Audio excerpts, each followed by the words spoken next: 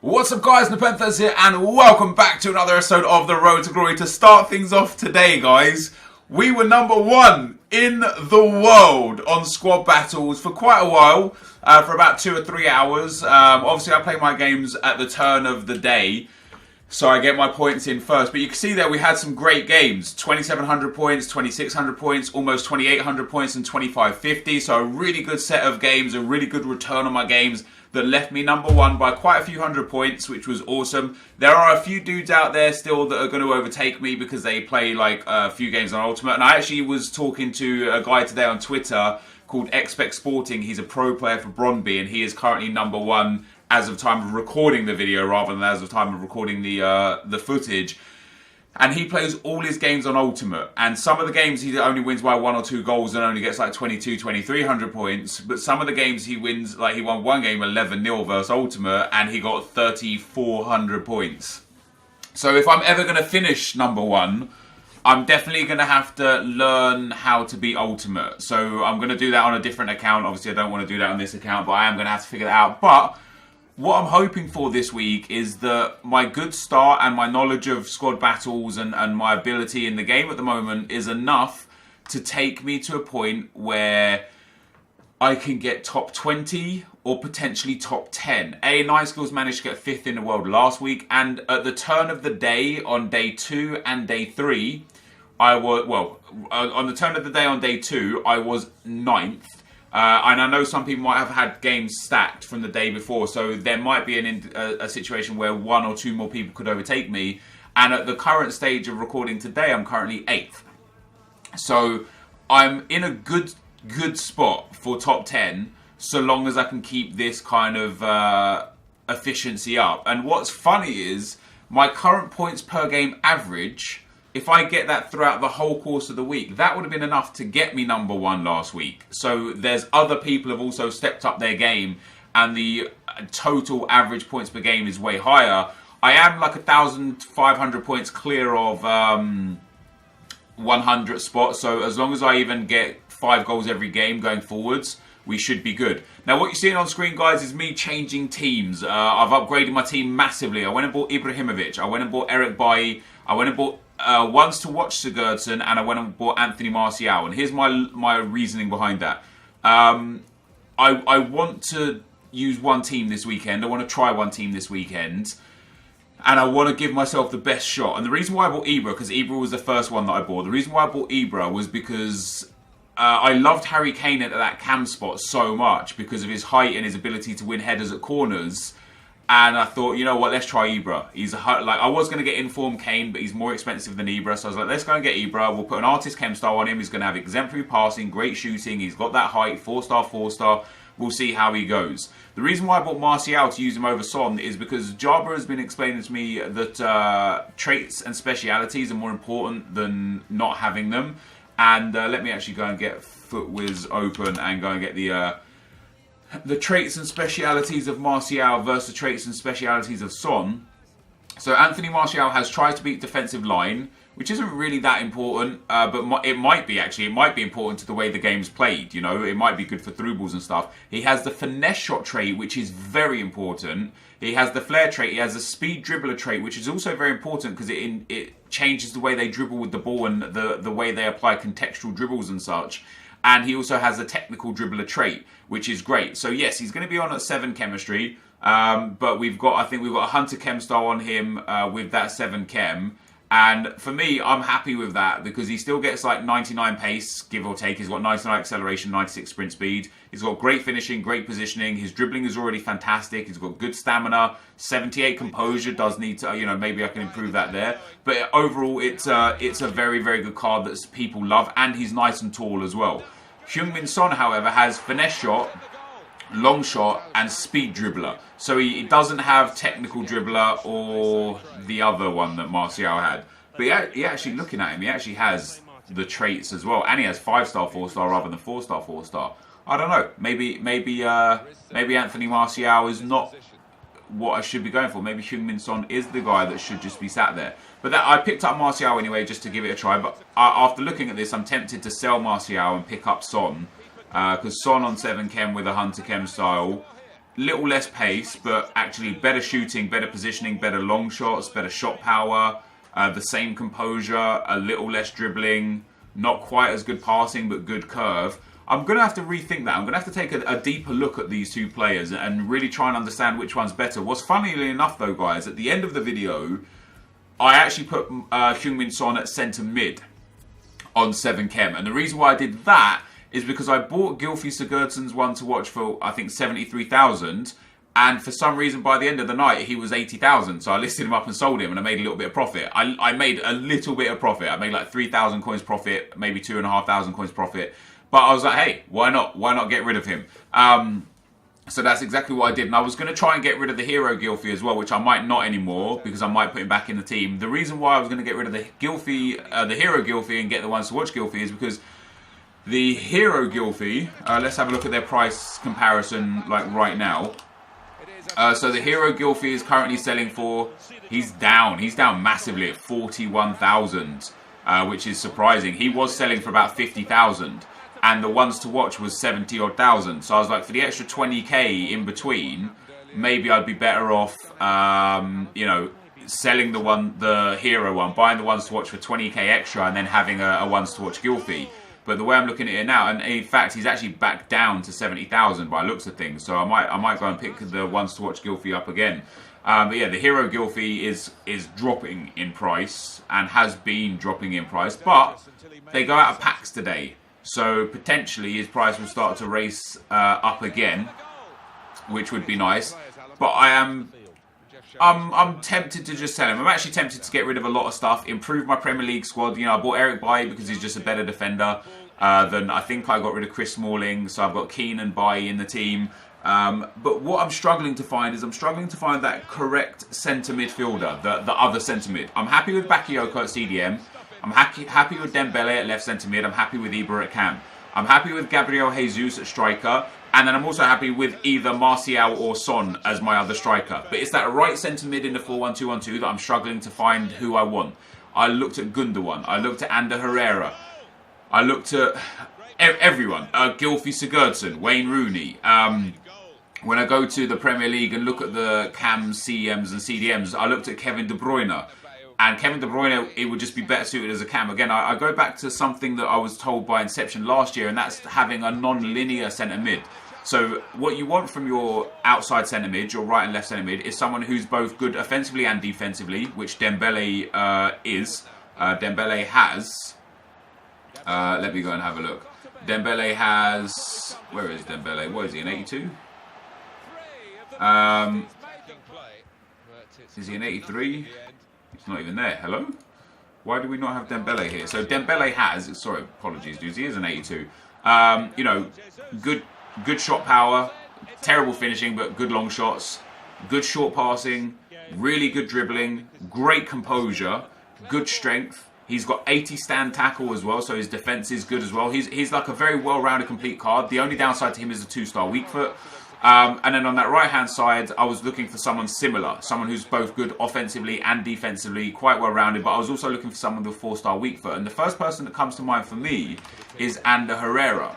And Ander Herrera is a good shout. You know, he's 20,000 coins. He's also very well-rounded. He's got good composure, good stamina. So I might go back and get him. He's also 5'11". He only has 3-star skill moves, but... yeah, I might go back and get Ander Herrera into the team and use him as my outside centre mid until I can afford a Paul Pogba or a Kevin De Bruyne and such. With that being said, I also might sell everything that I have in the club. The reason why I might sell everything I have in the club is because I want to start using different methods to trade than the traditional methods. Right now, I was talking to Nick and Tobias about this last night. I have got some comments as well that I want to get through. Right now... the traditional trading methods aren't working. And, well, they are, but they're not. And the reason why they're not is because they're the same as last year. So I was saying, for example, right now, 82 rated Premier League players, not strikers, 82 rated Premier League players are dirt cheap. 83s and 84s the same. Mustafi right now, when I was looking at him last night, was going for 2.2k. This is an 84 rated Premier League centre-back. And he is currently going for 2.8k and 2.7k on the respective consoles. So less than 3,000 coins from a player from a major league and a major nation and a major team within that league. Debatable whether, you know, I'm not saying that because I'm an Arsenal fan. Arsenal are considered one of the best teams in the league. Not the best, I understand that. But they're from a major team, a major league and a major nation. He's 84 rated and he's still only 2.8k. And the reason why that is surprising is because A, the Harry Kane SBC is out that requires high rated Premier League players. B, the Icon Prime SBCs are out, which require high rated teams which take into consideration players like Mustafi. And C, he's a huge player in this game. He's actually a decent enough centre-back. He's a usable centre-back.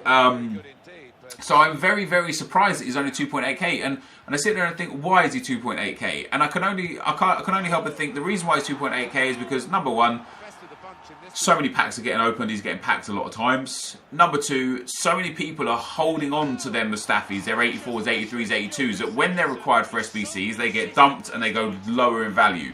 So that traditional methods for me aren't really working. So what I want to personally do is change the way I trade. I haven't quite figured out what I want to do yet. Might do it with informs, might do it with one-to-watches, might do it during hype selling and investing during Team of the Weeks, for example. This Team of the Week, Gabriel Jesus and Raheem Sterling are in Team of the Week. They've already gone up in price on the market. Gabriel Jesus has gone on PlayStation again. He has gone from 71,000 at the start of the day to 80,000 already, and he's not even out of packs yet. He's just been announced, so this is people buying him up immediately. So Gabriel Jesus is going up, Raheem Sterling is going up. So if these dudes are going up in value because they're announced in Team of the Week, I might start using this as a platform to trade with. So as soon as the Team of the Week is announced, go and buy the popular mid-range players. Like if I went and bought 2 Gabriel Jesuses for 70,000 each, and even now already sold them at 80,000 each, I would have made 6,000 coins a card, 12,000 coins of relatively carefree profit. The longer we wait, when he goes out of packs because he's a high demand player, he will almost definitely go upwards towards 90 or 100,000 coins. So if I bought 2 of them at 70,000 and sold them both at 100,000, I'm going to make somewhere around 50,000 coins of carefree profit. So I might start looking into that as a trading method, you know. I might start using ones to watches, I might start using informs, but it seems like with the inform market as well, there's so many informs in the game right now, there's so many gold informs, there's so many of them packed, they're so easy to pack, that I don't necessarily think it is a good method to trade with. So yeah, I don't know where we're going. So what my mindset is, and I said this at the back end of last year, and I'm saying it at the front end of this year, my mindset is sell everything. If it means I only get a few thousand coins for cards that are eventually worth 5,000 or 6,000 coins, so be it. Pool all my resources together, buy a sick team. I've got so many fitness cards already. So use one team, upgrade it, use fitness cards on it, have a good time with there. And then with the bonus coins that I've got, the excess coins, use those to mass trade single items. That might be my method. I haven't quite figured it out yet, but I'm studying the market a little bit intently. And I want to do that, basically. Now, some comments, dudes. We haven't got much time left, so we'll get through these as quick as possible. Luke Devaney says, "Hey, Net, what is your opinion on 2-star weak foot players? Because I'm thinking about getting El Shaarawy, but I've been put off by the 2-star weak foot. By the way, love your vids. Been watching you since Road to Glory's end of FIFA 16. Well, I appreciate the kind words, dude. I think right now, at this stage in FIFA, you're okay with 2-star weak foots as long as you understand that they have got a 2-star weak foot. Like, I use Calais. I really, really like him. I think he's usable at this stage in FIFA because there's not so many insane players out there. And whenever I have the ball with him, I know full well that I can't shoot on his left foot. It just won't go in, okay? So I adapt my gameplay. However, I think the longer the game goes on, the more special cards come out, the more new cards and more new SBCs, etc. like that comes out.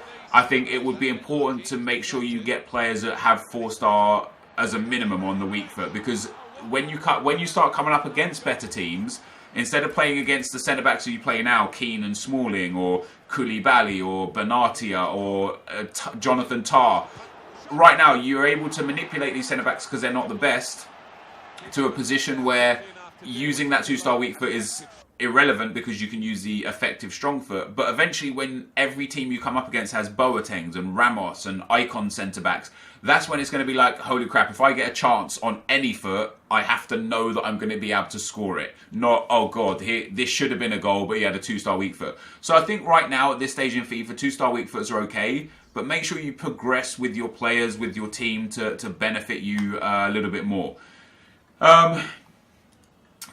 Big Zegler says, Nep, do you think there is scripting in squad battles? It seems like there are certain periods of the game where it's near impossible to stop the AI from scoring it, and they just increase in difficulty. Love the videos, by the way. I don't think there's scripting. I do think there's passages of play where it's quite difficult to score or to do anything against the AI. I'm not going to disagree with you there, but I don't think it's scripting, and definitely not to the way that we understand scripting as, or that we want to understand scripting as.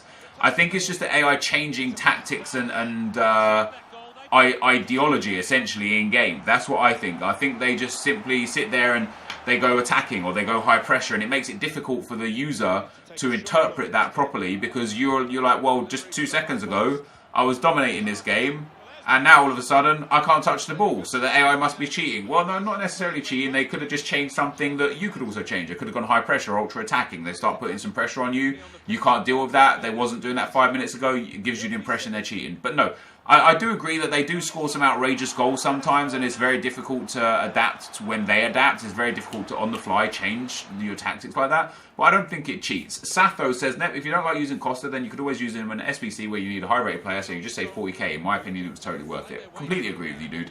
That Costa will eventually be used in a very nice SBC for me. 4D Win says, hey Nep, I was wondering if you have any market trading tips. I know you're not a dedicated trading channel, but you always seem to know your info in trading, and I could use some help. Thanks, man. Absolutely love the content. Honestly, dude, you've just got to understand the market. You've got to learn what works. Like, you've got to put the time in it. There's no point somebody telling you what to do, because that is like high risk trading. If I tell you go and buy 20 of this player, like for example Mustafi, if I say go and buy 20 Mustafis at 2.8k, he'll definitely be up at 4k at one stage. That might be right, but it might be 3 months before he's up at 4k. So now you've got your coins invested in something and they're just sitting there as dead coins. But it might be wrong. You know, he might never recover. He might drop down to 2.2k or 2.1k and you lose your coins. You can't tell people what to do. That you have to learn what works and what doesn't. And to do that, you actually have to track the market. And until last year, I never used to trade at all. I hated trading. I found it boring. I didn't have the energy for it. I didn't understand it properly.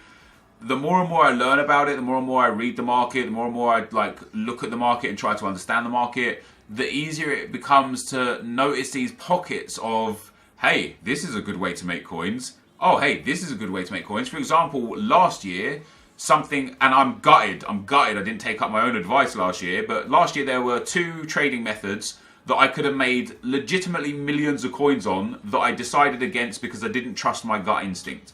Number 1 was fitness cards. When those special bronze packs come out, the fitness cards were 150 coins to 300 coins for a squad fitness card, and I knew that they would go up to 1,000 coins again, and I just didn't invest in any of them. And I had so many coins already. I could have turned the million coins I had, I could have turned into 10 million coins by just buying fitness cards and then selling them when they went up in value. And number 2 was Hunter and Shadow cards.